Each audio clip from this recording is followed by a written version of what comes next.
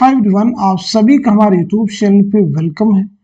आज के इस इम्पोर्टेंट सेशन में हम क्लास 10th इंग्लिश के कंप्लीट पेपर को सॉल्व करने वाले हैं। आप सभी लोगों का यूपी बोर्ड का एग्जाम होने वाला है। इंग्लिश के पेपर में यूपी बोर्ड के बच्चों को अक्सर प्रॉब्लम होती है, कैसे पेपर को हल करेंगे, क्या चीज़ें इंपॉर्टेंट है, एग्जाम में पेपर आपको कैसे लिखना होगा, इन सभी चीज़ों पर आज के सेशन में हम बात करने वाले हैं। तो अगर आप इस चैनल पे फर्स्ट टाइम विजिट कर रहे हैं, चैनल को सब्सक्राइब कर लीजिएगा। साथ ही साथ में अगर आप हमारे टेलीग्राम चैनल को ज्वाइन करना चाहते हैं, इस वीडियो के डिस्क्रिप्शन बॉक्स में आपको हमारे टेलीग्राम चैनल का लिंक मिल जाएगा।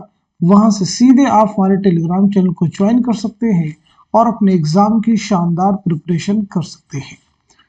इंग्लिश के हर इंपॉर्टेंट सेशन को हम कवर करने की कोशिश करेंगे ताकि आपका पूरा सिलेबस पाठ्यक्रम नियर अबाउट कवर हो जाए एग्जाम की डेट से पहले।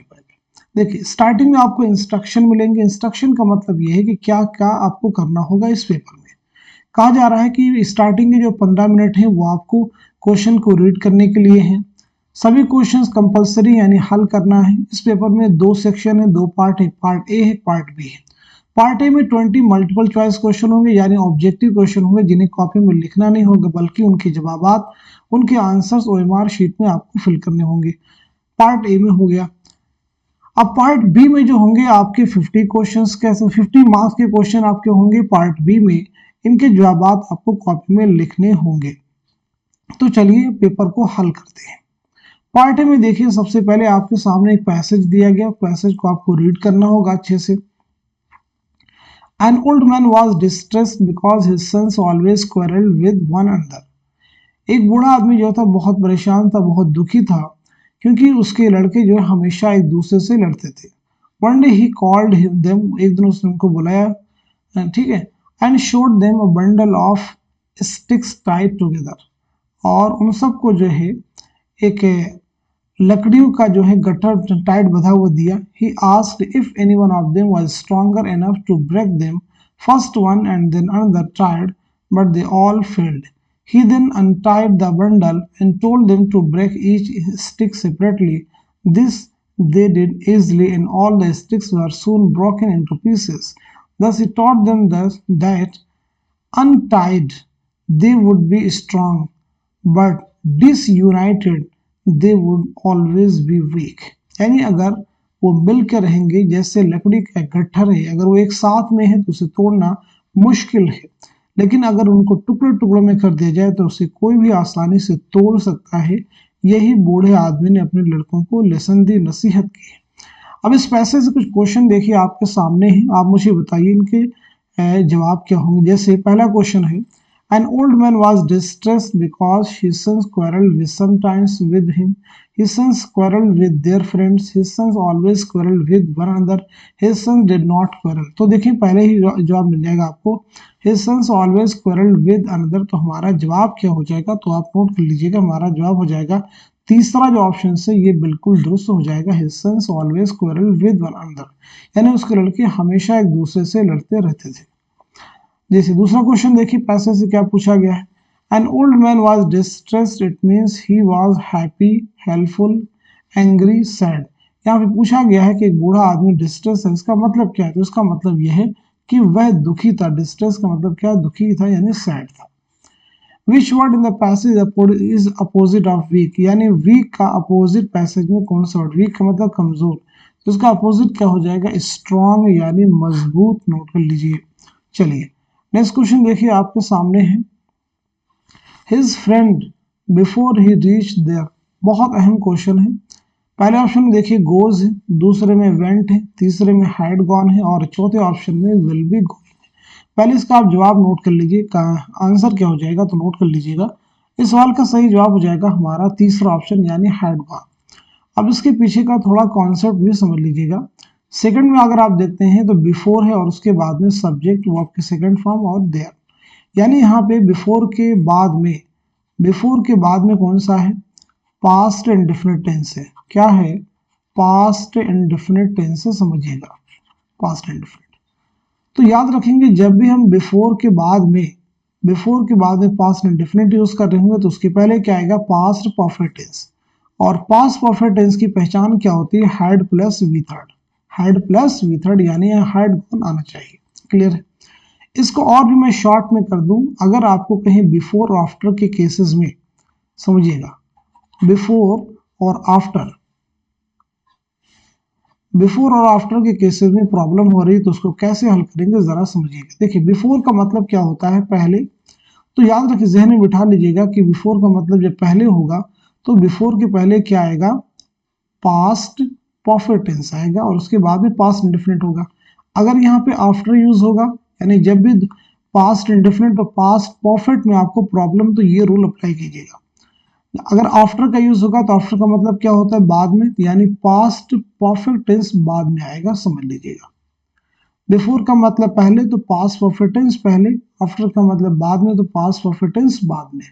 पास्ट परफेक्ट टेंस की मूल रूप से पहचान क्या, हैड प्लस वी थर्ड, यानी हैड यूज होगा और उसके बाद में वो आपकी थर्ड फॉर्म। आई थिंक ये केस आपको समझ में आ चुका होगा। चलिए अगला क्वेश्चन देखिएगा। If you do not want anything more, you are satisfactory, you are satisfying, you are dissatisfied, you are satisfied. यानी अगर आप कोई चीज नहीं करना चाहते हैं, कुछ नहीं चाहते हैं, तो आप क्या हैं, यू आर, तो जवाब हो जाएगा हमारा फोर्थ ऑप्शन यानी सेटिस्फाइड, यानी आप क्या हैं, संतुष्ट हैं, सेटिस्फाइड है। चलिए नेक्स्ट क्वेश्चन देखिएगा। Rearrange the following words cluster to make a meaningful sentence and choose the right arrangement. यहाँ पे कुछ वर्ड्स जो हैं इरेगुलर तरीके से दे दिए गए हैं, यानी उनकी कोई मीनिंगफुल सीक्वेंस नहीं, उन्हें आपको एक मीनिंगफुल सीक्वेंस में आपको बदलना होगा। तो देखिए पहले ऑप्शन में शी हैज फ्रॉम देम, ये हो नहीं सकता, है शी देम, ये नहीं होगा, बोरोड शी, यानी हमारा जवाब हो जाएगा fourth option, she has borrowed a lot of money from them. Subject आएगा हेल्पिंग वर्ब, मेन वर्ब, उसके बाद में a lot of money, then इधर फ्रॉम देम। तो ये हमारा क्या हो जाएगा, करेक्ट हो जाएगा। अगला क्वेश्चन देखिए, which of the following words is miss spelled. तो यहाँ पे पूछा गया कौन सा वर्ड है जो कि मिस स्पेल्ड है, तो इस सवाल का सही जवाब हो जाएगा हमारा पहला ऑप्शन यानी इम्पोर्टेंट। इम्पोर्टेंट की स्पेलिंग याद रखें, ANT हो जाएगा, क्या हो जाएगा, ANT। नेक्स्ट देखिएगा, fill in the gap with a suitable preposition, fruits were distributed those 5 boys. तो इस क्वेश्चन का सही जवाब क्या हो जाएगा, नोट कर लीजिए, हमारा चौथा ऑप्शन यानी अमंग। अमंग और बिटवीन में एक डिफरेंस होता है, याद रखेंगे, जब दो लोगों के बीच बात होगी, दो लोगों के लिए या दो चीजों के लिए, तो वहां पे बिटवीन प्रीपोजिशन का यूज होगा। दो से अधिक चीजों और दो से अधिक व्यक्तियों के लिए अमंग का यूज करेंगे, याद रखिएगा। तो यहाँ पे तो 5 बॉयज की बात हो रही है इसलिए अमंग का यूज होगा। चलिए नेक्स्ट क्वेश्चन देखिएगा। अगेन देखिए आपके सामने एक पैसेज है, read the passage given below and choose the correct option to answer the questions that follow. But suddenly a strong wind began to blow, and along with the rain, very large hailstones began to fall. These truly did resemble new silver coins. The boys, exposing themselves to the rain, ran out to collect the frozen pearls. Along with the rain began to fall. पूछा गया है along with the rain began to fall, तो हमारा जवाब क्या हो जाएगा, दूसरा ऑप्शन यानी hailstones। क्वेश्चन देखिए पैराग्राफ में दिया भी गया है, hailstones began to fall। आगे देखिए, the cornfield belong to a postman, the postmaster, the small boys और लिंचो। तो सही जवाब हो जाएगा हमारा चौथा ऑप्शन यानी लिंचो। नेक्स्ट क्वेश्चन देखिएगा, आप ऐसे ही आपको एग्जाम में हल, Nelson Mandela became the first black of south Africa, prime minister, vice president, president, defence minister. तो सही जवाब हमारा तीसरा ऑप्शन यानी प्रेसिडेंट, नोट कर लीजिएगा, प्रेसिडेंट। आगे देखिए अगला क्वेश्चन देखिए, mahseer is large fish found in the fresh water of river Krishna, Godavari, Kaveri, Ganga. तो इस क्वेश्चन का सही जवाब क्या हो जाएगा, नोट कर लीजिएगा, हमारा तीसरा ऑप्शन यानी कावेरी। अगला है, the bus fare from Valli's village to the town was paise 1। तो इस क्वेश्चन का सही जवाब क्या हो जाएगा, नोट कर लीजिएगा, हमारा पहला ऑप्शन यानी 30। अगला देखिए, यहाँ पे देखिए पोएम आपको दी गई है, कुछ उसके जो है लाइनें दी गई है, read the given extract and choose the correct option, answer the following question. Some say the world The world will end in fire. Some say in ice. From what I have tasted of desire, I hold with those who favor fire. Who is the speaker in the above lines? तो हमारा जवाब क्या हो जाएगा? A leader, a teacher, the poet, a boy. तो correct answer है हमारा तीसरा ऑप्शन यानी the poet. In the speaker's opinion, the world will end in ice, fire, both ice and fire. तो जवाब है हमारा दूसरा ऑप्शन यानी will fire. End in fire note कर लीजिएगा, end in fire. Next question देखिएगा आपके सामने है. Hari Singh did not know how to cook but told that he could cook because he wanted work and food. He wanted some place to sleep for a night. He wanted to train Anil as a cook. He wanted to learn cooking. तो इस question का सही जवाब हमारा पहला option यानी ही wanted work and food. Next देखिएगा. During the treatment of dog, the doctor operated the dog, gave the dog many things to eat, kept an eye on the dog, giving him no food but plenty of water, gave the dog a lot of food but no water. तो इस question का दुरुस्त जवाब हो जाएगा, correct answer हो जाएगा हमारा तीसरा ऑप्शन जो है यानी kept an eye on the dog, giving him no food but plenty of water. चलिए आगे देखिए.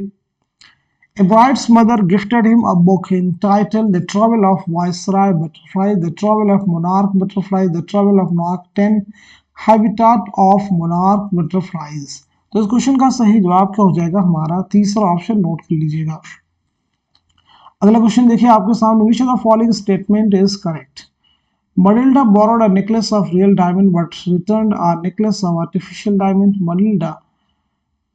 Matilda borrowed a necklace of real diamonds and returned a necklace of real diamonds. Matilda borrowed a necklace of artificial diamonds and returned a necklace of artificial diamonds. Fourth, Matilda borrowed a necklace of artificial diamonds but returned a necklace of real diamonds.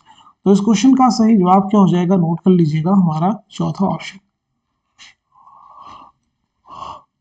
अगला question है. नंबरदार Ramlal had 7 children. तो दुरुस्त जवाब क्या हो जाएगा note कर लीजिएगा हमारा तीसरा ऑप्शन है 3 sons and 4 daughters. तो ये हो गए आपके 20 मल्टीपल चॉइस क्वेश्चंस. इनके जवाब आपको एमआर शीट में फिल करने होंगे. अब आगे के देखिए क्वेश्चन कैसे हल करेंगे. पार्ट बी में देखें, यहां से अब आपको कॉपी में लिखना होगा. Read the following passage and answer the questions that follow. We sometimes think that it would be very nice to have no work to do. How do we envy rich people who have not to work for their living but can do just what they please all the year round? Yet when we feel this, we make mistakes. Sometimes they are tired of having nothing to do. Most of us are happy when we have regular work to do. ये पूरा passage है आपके exam में, उसको पूरा पढ़ना होगा. और उसके बाद में देखें यहाँ पे 4 क्वेश्चंस दिए गए हैं. इन क्वेश्चंस के जवाब आपको दिए गए पैसेज के ही हिसाब से देना होगा. इनके जवाब पैसेज में कहीं ना कहीं दिए गए हैं, पैसेज को पढ़ेंगे जवाब आपको मिल जाएंगे. जैसे पहला क्वेश्चन देखेंगे, why do we sometimes envy rich people. ठीक है, why do we sometimes envy rich people, ये क्वेश्चन एक है. अब देखिए एनवी वर्ड देखिए जहां पे आया है कहीं ना कहीं उसका जवाब उसी का. How do we envy rich people who have not work to work for their living but can do just what they please. ठीक है, क्वेश्चन है what is the first thing that work gives us. ठीक है, the work gives us self respect. यहाँ पे देखिए दे रखा है. ठीक है, यहाँ पे देखिएगा द वर्क. ठीक है, देखिए यहाँ पे दिया है. ठीक है, Who develops the best character? Who develops the best character? ये पूछा गया है, यहाँ पे दिख दिया गया है. यहाँ पे देखें, a rule develops the best character. A rule develops the best character. What is the opposite of the man who works? ठीक है, अपने काम का अपोजिट क्या हो जाएगा, तो उसका एक वर्ड क्या हो जाएगा, आइडलर. चलिए अब देखिए कॉपी में आपको जवाब कैसे लिखना होगा, इसे भी हमने यहाँ पे आपको समझाने की कोशिश की है. ठीक है, अगर आपको कॉपी में इनके जवाब लिखने हो तो कैसे लिखेंगे जरा उसे भी आप समझ लीजिए. देखिए पार्ट बी में जवाब मैंने समझा भी दिए. देखिए कैसे लिखना है. हेडिंग आप लगा देंगे part B answer 1. We sometimes envy rich people because we think that they do not have to work for their living and they can do what they please throughout the year. दूसरे का जवाब है the first thing that work gives us is happiness. It is a man who works develops the best character. और idler क्या हो जाएगा, ऐसा आदमी जो काम नहीं करता है. चलिए तो पार्ट बी में क्वेश्चन नंबर 1 का जवाब आपका कंप्लीट हो गया है। अब देखते हैं सेकंड क्वेश्चन जो आपको जो लिखना है उनके जवाब आपको देना। सेकंड क्वेश्चन देखिए आपके पास क्या है। देखिए दूसरा जो क्वेश्चन आपके सामने है उसे पढ़ लीजिए आप। दूसरे क्वेश्चन में कहा जा रहा है कि write a letter to your friend to invite him और इनवाइट हिम और her to attend your elder sister's marriage. कहा जा रहा है कि अपने दोस्त को अपने दोस्त को खत लिखे उसे इनवाइट करने के लिए कि अब आपके बड़ी बहन की शादी में क्या हो अटेंड हो। या फिर ये भी लिख सकते हैं write an application to principal. Principal की एक एप्लीकेशन लिखी अपने कॉलेज के कि कॉलेज की जो लाइब्रेरी उसमें किताबों की कमी है, उसको वो अच्छे से काम नहीं कर रही, किताबों की कमी है, कुछ ऐसा आप लिख सकते हैं। अब अगर आपको इस क्वेश्चन को हल करना हो यानी सवाल नंबर 2 का जवाब आपको देना हो तो देखिए कैसे जवाब देंगे। इसे भी हमने यहाँ पे तैयार किया है। देखिए 2 का जवाब इस तरह से लिखेंगे। Answer number 2 to the principal. Subject college library is lacking its function. I beg to say that I along with many students are fond of reading books, magazines, and novels, but when we go to the library, the librarian fails to oblige us because library is lacking books and magazines. So, on behalf of other students, I request you to please instruct the librarian to purchase more books and magazines. I shall be grateful to you for your early and favorable actions. Yours faithfully. ठीक है, question number 2 आपका जो है सवाल number 2 भी complete हो गया। इसे देखें कैसे करेंगे। क्लियर है। चलिए अब हम लोग बढ़ते हैं सीधे नेक्स्ट क्वेश्चन की तरफ, यानी अगला क्वेश्चन क्या उसको कैसे हल करेंगे। देखिए इसके बाद जो क्वेश्चन आपके सामने है,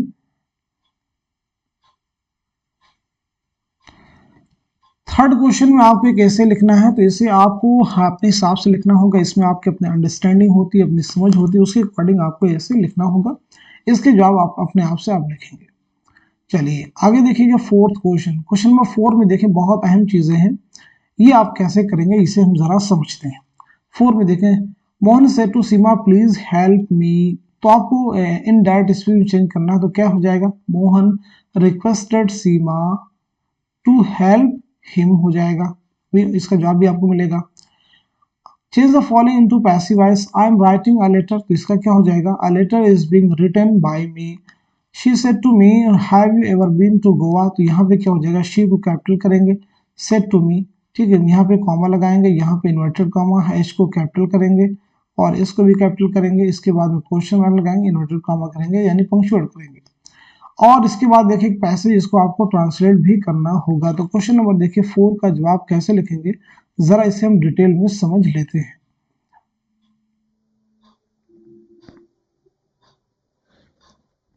देखिए क्वेश्चन नंबर 4 का जवाब कैसे लिखना है, आपको पैसेज में दिया गया है। क्वेश्चन में दिया गया मोहन से to Seema please help me direct speech, ये दिया गया है। इनडायरेक्ट में देखिए कैसे चेंज कर देंगे Mohan requested Seema to help him.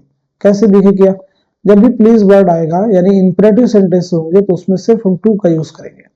ठीक है, टू लिखेंगे और उसके बाद वी लगा देंगे और जो भी यहाँ पे प्रोनाउन होगा उसमें चेंजेस करेंगे। मी क्या है, मी हमारा फर्स्ट पर्सन का प्रोनाउन, तो इसकी चेंजेस हम किसके अकॉर्डिंग करेंगे मोहन के अकॉर्डिंग। तो मोहन के हिसाब से यहाँ पे क्या होना चाहिए था हिम हो जाएगा।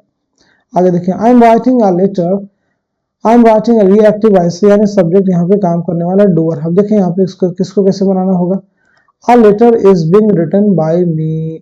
आगे देखिए she said to me have you ever been to Goa, ये हो गया पंक्चुएशन। आगे देखिए ये है कि पैसेज है rainy season is better than all season. कहा जा रहा है कि वर्षा का मौसम जो सबसे अच्छा होता है। ग्रीनरी यानी हरियाली चारों तरफ दिखाई देती है। Greenery is visible all around. Rain is very important for agriculture, बारिश जो है खेती के लिए बहुत अहम है। रेन फॉरेस्ट बारिश और जो है जंगल एक दूसरे पे क्या होते हैं मुनहसिर होते हैं, एक दूसरे पे डिपेंड होते हैं, आत्मनिर्भर होते हैं। चलिए तो ये क्वेश्चन आपका कंप्लीट हो गया। इस तरह से आप एग्जाम में जवाब लिख सकते हैं। चलिए अगला क्वेश्चन देखिए आपके सामने क्या है। अगला क्वेश्चन देखिए आपके सामने जो है answer the following question in about 30-40 words. ठीक है, 30-40 वर्ड्स में इसके जवाब आपको लिखने हैं। ऐसे क्वेश्चन नंबर 6 में किसी एक का जवाब लिखना है, 7 में किसी एक का करना है और 8 में आपको जो है सेंट्रल आइडिया लिखना है। ठीक है, और 9 में भी आपको ऐसे जवाब लिखना है, 10 में भी ऐसे ही जवाब आपको लिखने होंगे। एक एक करके सभी को देखने की कोशिश करते हैं हम लोग यहाँ पे। चलिए अब देखिए इसके आगे के जवाब कैसे लिखे जाएंगे। ठीक है, क्वेश्चन जो पूछे गए थे दोनों के जवाब देने लेते हैं। Anne Frank was Jewish girl who had to go hiding in 1942 with her family to escape any possible action from Hitler's regime. She was gifted a diary by her father on 13th birthday. She hides in the secret annex on the ठीक है Prinsengracht 263 in Amsterdam with 7 other people. She lives there for 2 years and describes all her experiences in the diary. For Mandela, freedom has different meanings at different stages. As a boy, freedom meant to be able to run freely in the fields and to swim in the stream according to his will. As a student, freedom meant to stay out at night and read whatever pleased him or go where he wanted. According to him, a true freedom means freedom not to be obstructed in leading a lawful life. आगे देखिएगा इसके बाद में और भी सवाल के जवाब इसका देखिए जवाब कैसे आपको लिखना है समझिएगा। Answer 6. The conductor, seeing that she was just a child, stretched out his hand to help her. When Wally refused his help to board the bus, he said jokingly, "Don't be angry with me. Fine, madam. Move. Everyone move aside. Please make way for madam." The conductor requested her to sit down. आगे देखिए अगला question क्या है। एक poem थी, आपको चाहे तो आपको सेंट्रल आइडिया लिखना था या किसी भी पोएम का 4 लाइन आपको लिखनी थी। Don't bite your nails, Amanda. Don't hunch your shoulders, Amanda. Stop that slouching and sit straight, Amanda. यहाँ पे आपको करना क्या था, या तो कुछ नज़में आपको दी गई थी, पोएम्स दी गई थी, उनकी आपको जो है 4 लाइनें लिखनी है, या जो दी गई हैं उनकी आपको जो है सेंट्रल आइडिया आपको लिखना था। चलिए अगला क्वेश्चन देखिए आपके सामने। क्वेश्चन नंबर 8 का जवाब देखिए कैसे करना है। Central idea of the poem how to tell wild animals. ठीक है, इसका देखिए सेंट्रल आइडिया हमने यहाँ पे लिखा है। The poem revolves around the dangerous ways to identify the wild animals. The poet tries to distinguish one animal from the other in a humorous way. The poet suggests few ways which are risky but funny. According to the poetess, we can recognize an animal by the way it kills us. The poem is thus the very educative as it tells us about various features of wild animals. आगे देखिए question का जवाब और यहाँ पे लिखा गया है। Dr. Harriet gave no medical treatment to Tricky. He realized that the only problem of Tricky was his greed for food. For 2 days, he kept an eye on him. He gave him no food but plenty of water. अगला देखिएगा। Wally was given a bath and a new dress to wear. Her mother matted her hair and then she was sent to school. She felt that she was going to a better place than her home. In addition, in the school she met a teacher who was very kind and polite to her. She encouraged her to study and speak with confidence. This filled hope in Holly and she began to go to school every day. तो देखें ये question आपके हो गए, बहुत अहम सवाल थे।